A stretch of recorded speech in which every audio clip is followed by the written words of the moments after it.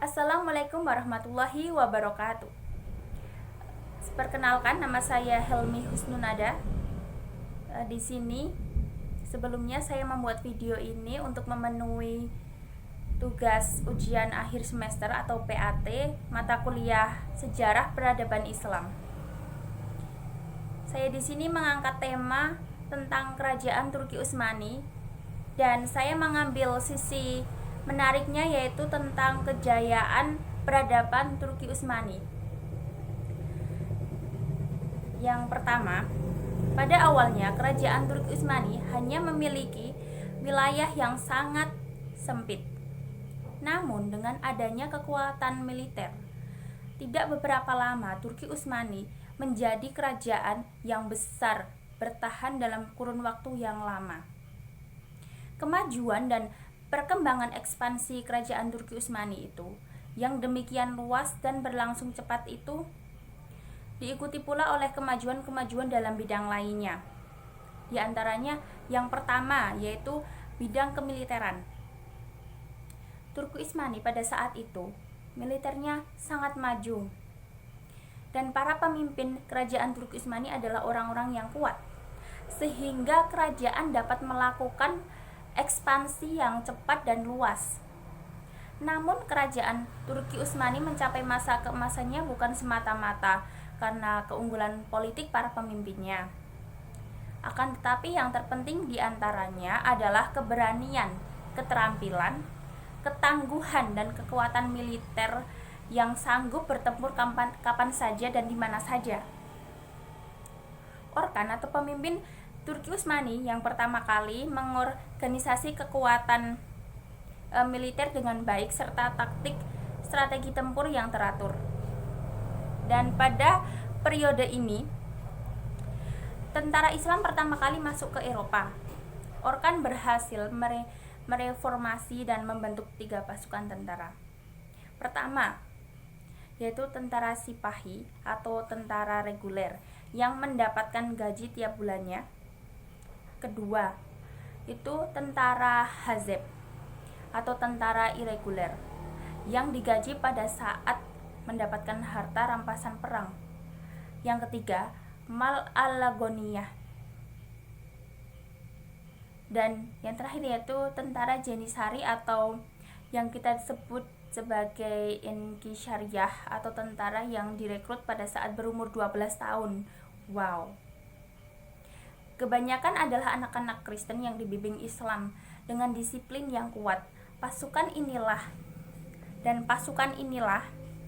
yang dapat mengubah negara Turki Utsmani menjadi mesin perang yang paling kuat dan memberikan dorongan yang amat besar dalam penaklukan negeri-negeri non-muslim. Orkan juga membenahi angkatan laut karena ia mempunyai peranan yang sangat penting juga. Dan dalam perjalanan ekspansi Turki Utsmani pada abad ke-16, angkatan laut Turki Utsmani mencapai puncak kejayaannya karena dengan cepat dapat menguasai wilayah yang amat baik di Asia, Afrika maupun Eropa. Yang faktor utama yang mendorong kemajuan di lapangan kemiliteran ini adalah tabiat bangsa Turki sendiri yang bersifat militer, berdisiplin dan patuh terhadap aturan.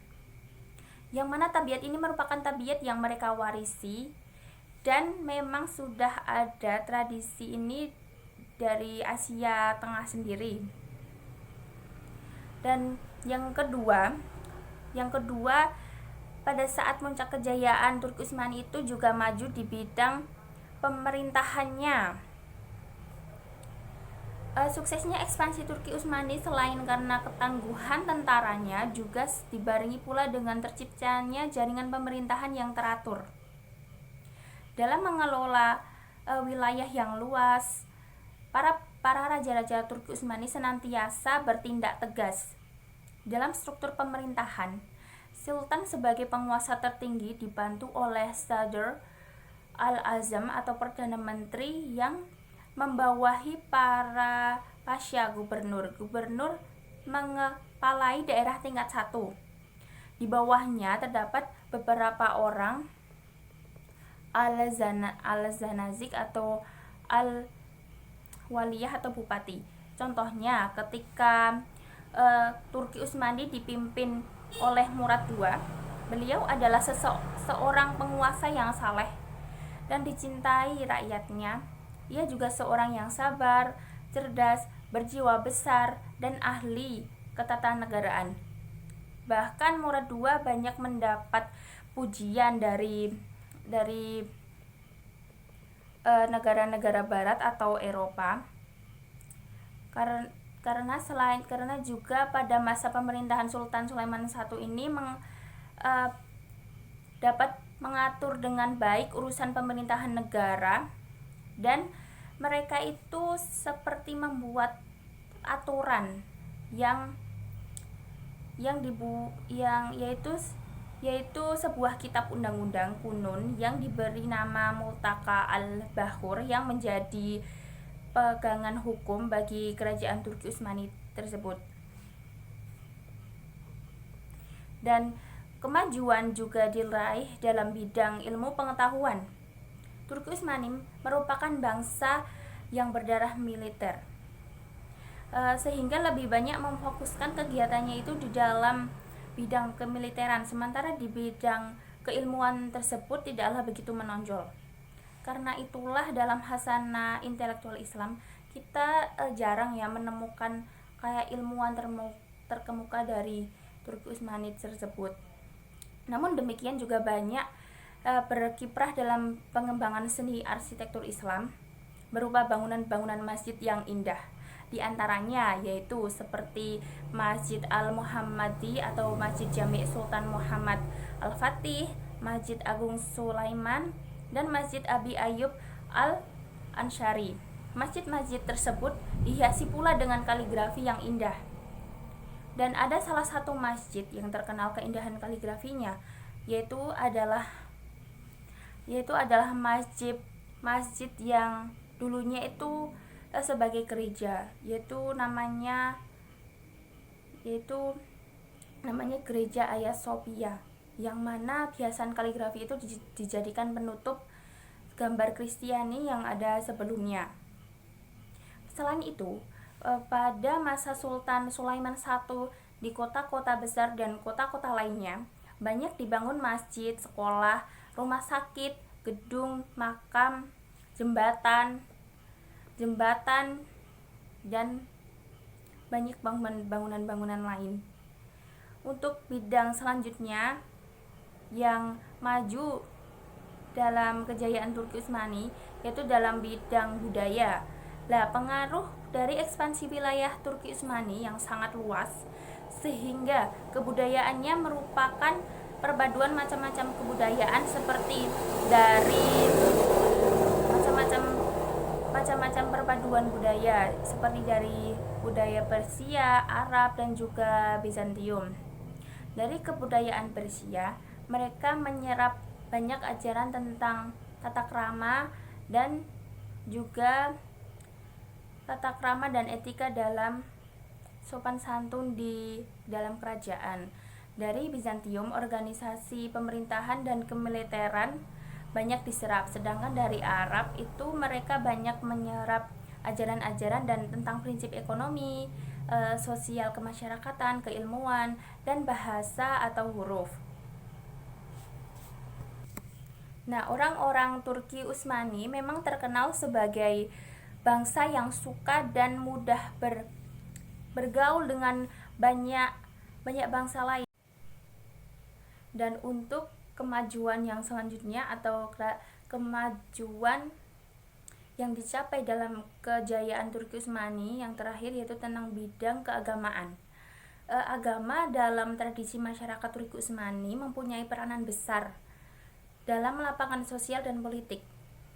Masyarakat digolong-golongkan berdasarkan agama, dan kerajaan sendiri sangat terikat dengan syariat, sehingga fatwa ulama menjadi hukum yang berlaku. Pada masa pemerintahan Sulaiman Al-Qauni, rakyat muslim diwajibkan harus sholat 5 kali dan berpuasa pada saat bulan Ramadan, dan jika tidak melaksanakan tersebut akan dikenai sanksi ataupun denda. dan juga termasuk juga sanksi badan, sehingga Sultan Sulaiman Al-Kanuni bukan hanya sultan yang paling terkenal di kalangan Turki Utsmani, tapi juga terkenal pada masa abad ke-16. Beliau adalah kepala negara yang paling terkenal di dunia. Beliau adalah kepala negara yang paling terkenal di dunia dengan kesolehannya dan juga berhasil menerjemahkan Al-Quran dalam bahasa Turki. Bahkan pada saat Eropa terjadi pertentangan antara Katolik, mereka diberi kebebasan dalam memilih agama dan diberikan tempat di Turki Utsmani. Bahkan Lord Kerasim mengatakan bahwa pada zaman di mana dikenal ketidakadilan, tarekat juga mengalami kemajuan, yaitu tarekat Bektashi dan tarekat Maulawi. Kedua tarekat tersebut mempunyai pengaruh yang sangat dominan di kalangan juga kalangan sipil dan militer. Yang pertama yaitu di kalangan Janishari, sehingga mereka sering disebut dengan tentara Bektashi. Sementara tentara Maulawi mendapat dukungan dari para penguasa dalam mengimbangi Janishari Bektashi. Di lain pihak, kajian-kajian ilmu keagamaan seperti fikih, ilmu kalam, tafsir, dan hadis boleh dikatakan tidak mengalami perkembangan yang berarti. Para penguasa lebih cenderung untuk menegakkan satu paham tentang mazhab keagamaan dan menekan mazhabi. Contoh Sultan Abdul Al-Hamid itu juga begitu fanatik terhadap aliran Asy'ariyah akibat kelesuan di bidang ilmu keagamaan dan fanatik yang berlebihan, maka ijtihad pada saat itu tidak berkembang. Nah, juga yang terjadi pada saat kemajuan pada kejayaan Turki Utsmani memang sangat dominan pada bidang kemiliteran, terutama saat mencapai Sultan Al-Fatih itu Turki saat itu berjaya sampai melebarkan ekspansinya ke Eropa dan banyak negara barat lainnya. Bahkan pada saat Perang Dunia Kedua pun Turki sebenarnya ingin ikut di dalamnya, karena untuk membuktikan bahwa kekuatan militer Turki itu kuat. Akan tetapi negeri barat atau Inggris itu lebih maju dalam alat-alatnya, itu lebih modern, sehingga Turki Utsmani mengalami kekalahan dalam hal tersebut, sehingga mulai saat itu Turki mulai mengikuti budaya barat, seperti halnya pakaian yang mana sebelumnya memakai seperti gamis, itu juga sekarang para lelakinya diganti menjadi jas. Dan juga bahkan pada saat itu perempuan tidak ada yang tidak boleh pakai jilbab. Jadi semuanya bercondong kepada Eropa. Bahkan sampai saat ini Turki juga masih seperti condong kepada budaya barat, akan tetapi juga tetap mempertahankan budaya Islam atau agama Islam tersebut. Kurang lebih yang dapat saya sampaikan seperti itu. Bila banyak salah, saya mohon maaf. Billahi taufiq wal hidayah. Wassalamualaikum warahmatullahi wabarakatuh. Terima kasih.